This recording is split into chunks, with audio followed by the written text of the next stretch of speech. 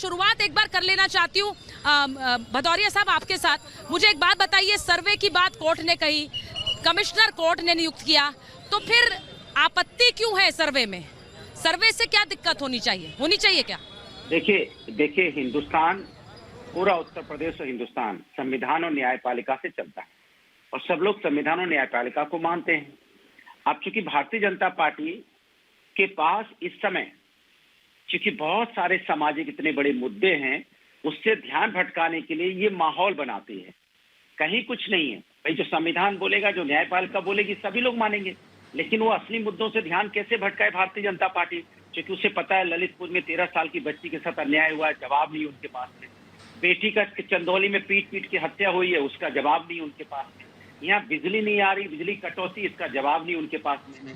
किस तरह से अब यहाँ पे हेल्थ व्यवस्था अव्यवस्था है, आप देखिए हॉस्पिटलों में किस तरह से लोग परेशान है, इसका जवाब नहीं उनके पास में। महंगाई पे जवाब नहीं, बेरोजगारी पे जवाब नहीं, चारों तरफ लॉ एंड ऑर्डर पूरी तरह से फेल है। अब वो जब इतनी सारी चीजें हैं तो भारतीय जनता पार्टी इससे ध्यान भटकाने के लिए तरह तरह की चीजों को गर्म हवा देती रहती है। नहीं, अरे भाई, इस देश संविधान न्यायपालिका से चलता है। पूछ लेती हूँ आपसे, आपके सवाल अपनी जगह बिल्कुल सही है और आप विपक्ष की भूमिका भी अच्छी तरह से निभा रहे हैं, यही काम होना चाहिए, आप सवाल उठाइए।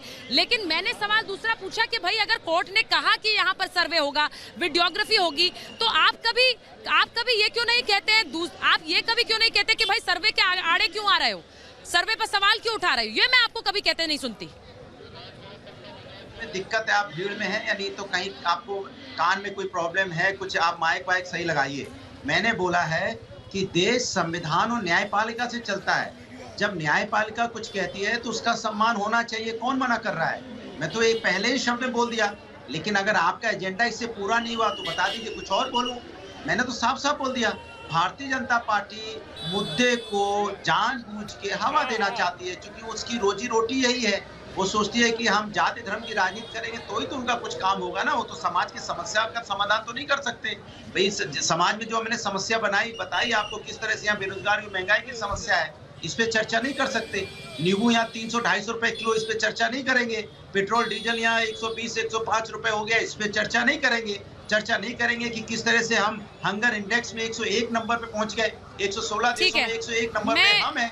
और आपकी अनुराग जी, आपने बिल्कुल सही कहा, माइक में थोड़ी दिक्कत है, लेकिन मेरे नहीं, आपके माइक में दिक्कत है, क्योंकि यही होता है जब आप स्काइप से जुड़ते हैं, इसलिए मैं कोशिश करती हूँ आपको कैमरा पे लूं, वरना आप इस तरह के कमेंट कर देते हैं, अच्छा तो नहीं लगता, लेकिन मैं क्या करूँ, बार बार आप इसी तरह की बातें करते हैं। मैं एक बार संजू जी के पास जा रही हूँ। संजू जी जरा बता दीजिए, मुझे ये बता दीजिए कि यहाँ पर आज ये बात मसला बहुत पुराना है, 350 साल पुराना है, तो आज ये कहना कि हिंदू मुस्लिम कर रहे हैं, क्यों कर रहे हैं भाई?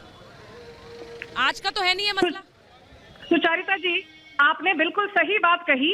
काशी विश्वनाथ जो कि 12 ज्योतिर्लिंगों में से एक है, और ज्ञानवापी मस्जिद, ये दोनों मामले कोर्ट कचहरी में 1991 से हैं।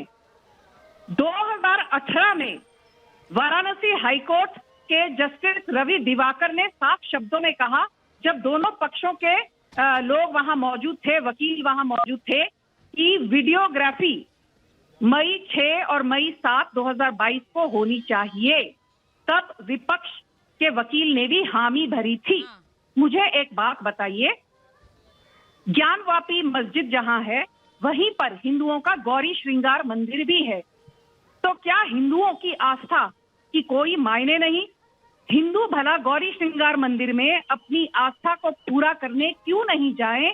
और वाराणसी सिविल कोर्ट ने सिर्फ ये कहा है कि वीडियोग्राफी हो, उसके बाद 10 मई को सुनवाई दोबारा होगी।